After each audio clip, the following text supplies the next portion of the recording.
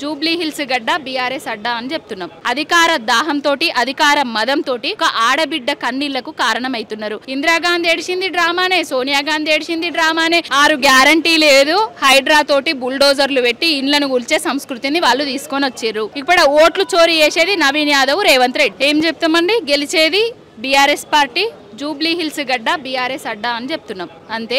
మేము అభివృద్ధి చేసినాం. 60 ఏళ్లల్లా కాంగ్రెస్ వాళ్ళు చేయని అభివృద్ధి మేము 10 ఏళ్లల్లా చేసి చూపించినాం. మేము చేసిన అభివృద్ధిని చూపించి ఓట్లు అడిగే దమ్ము ధైర్యం హక్కు మాకుంది.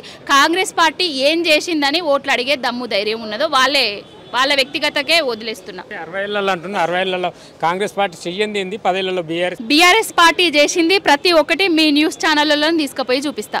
కాంగ్రెస్ పార్టీ ఏం చేసిందో మీరు చూపించగలుగుతారా, వాళ్ళు చూపించగలుగుతారా? బీఆర్ఎస్ పార్టీ వెంగళరావు నగర్లో చెస్ట్ హాస్పిటల్ను 900 కోట్ల రూపాయలు పెట్టి 1000 పడకల హాస్పిటల్గా తీర్చిదిద్దింది.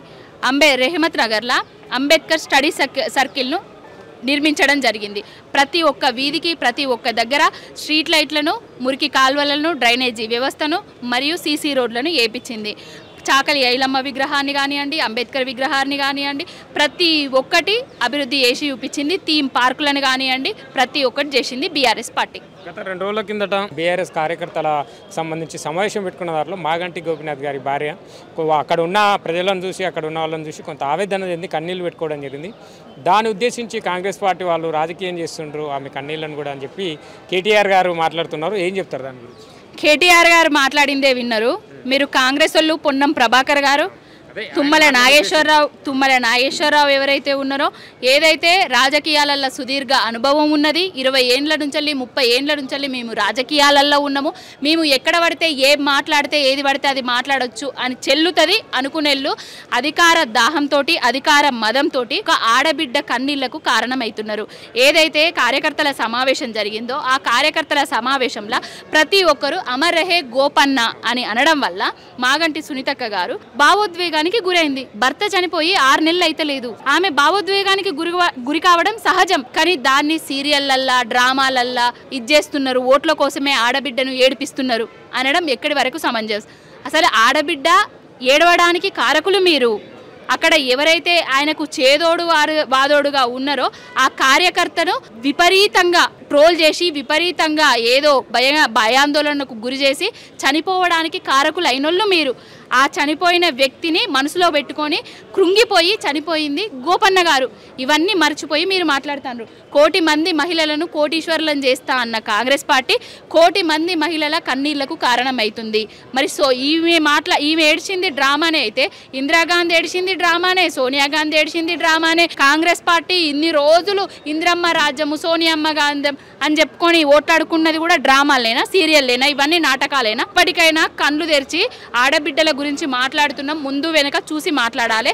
బేషరతుగా తుమ్మల నాగేశ్వరరావు, పొన్నం ప్రభాకర్ ఎవరైతే ఉన్నారో వాళ్ళు క్షమాపణ చెప్పాలి సునీతక్క గారికి. స్థానిక ఎన్నికల ముందు ఈ ఉప ఎన్నిక సవాల్గా మెలగబోతుందా? అక్కడ కాంగ్రెస్ పార్టీ 6 గ్యారంటీలు అమలు చేస్తున్నామని చెప్పి వెళ్తుంది, బీఆర్ఎస్ పార్టీ ఏమో బాకీ కార్డులను పట్టుకొని ప్రజల్లోకి వెళ్తుంది. ఎలా ఉండబోతుంది? 6 గ్యారంటీ లేదు, హైడ్రా తోటి బుల్డోజర్లు పెట్టి ఇండ్లను కూల్చే సంస్కృతిని వాళ్ళు తీసుకొని వచ్చారు. మేము చేసింది చాలా, మేము చెప్పుకోవడానికి చాలా ఉన్నది, వాళ్ళు చేసింది ఏం లేదు.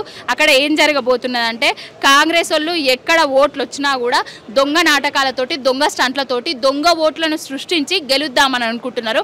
ఏదైతే 23,000 ఓట్లను ఉప ఎన్నికల సందర్భంగా ఎక్కువగా చూపిస్తున్నారు వాళ్ళు సంఖ్యాపరంగా, 12,000 ఓట్లు కూడా అక్కడ దొంగ ఓట్లను క్రియేట్ చేయడం జరిగింది. ఓటుకు చోరీ అనేసి, ఓట్లు చోరీ అవుతున్నాయి అనేసి రాజ్యాంగాన్ని పట్టుకొని అక్కడ రాహుల్ గాంధీ తిరుగుతారు. ఇప్పుడు ఓట్లు చోరీ చేసేది నవీన్ యాదవ్, రేవంత్ రెడ్డి ఇద్దరు. ఏ విధంగానైనా అధికారంతో అడ్డదిడ్డంగా గెలుద్దామని అనుకుంటున్నారు.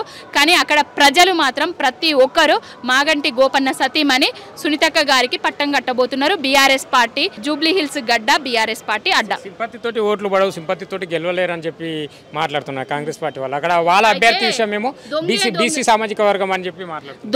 దొంగది అన్నట్టు ఉన్నది. సింపతితోటి మొత్తం నియోజకవర్గాలల్లో 2-3 సార్లు ఓడిపోయి మొగళ్ళు అని చూడకుండా ఏడిచి గెలిచింది వాళ్ళు. ఇప్పుడు వాళ్ళు మా మీద బురద జల్లే ప్రయత్నాలు చేస్తున్నారు. సింపతి గెయిన్ కావడానికి చూస్తున్నది వాళ్ళు. బీసీ అని తీసుకొని వస్తున్నారు.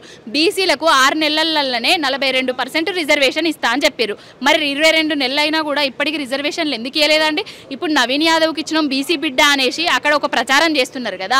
అదే బీసీ బిడ్డలకు ఎవరు లేరా? ఇక అదే బీసీ బిడ్డలు ముఖ్యమంత్రిగా ఉండడానికి అర్హులు కారా అండి? ఎందుకు నువ్వు కుర్చీ దిగి మరి బీసీ బిడ్డలకి 20,000 కోట్ల రూపాయలను నెల ఖర్చు చేస్తాం బడ్జెట్లో అని చెప్పినావు. నీకు రిజర్వేషన్ ఏమో బీజేపీ అడ్డం వస్తుంది. మరి బడ్జెట్లో పెట్టడానికి బీజేపీ ఏమన్నా అడ్డం వస్తుందా? నువ్వు ఇచ్చిన హామీలు బీసీలకు నెరవేర్చడానికి ఏమన్నా బీజేపీ అడ్డం వస్తుందా? ఏది లేదండి. దొంగ నాటకాలు, దొంగ ప్రేమలను బీసీలకు మళ్ళా బురిడి కొట్టాలని చూస్తున్నారు, అంతే తప్ప ఏం లేదు.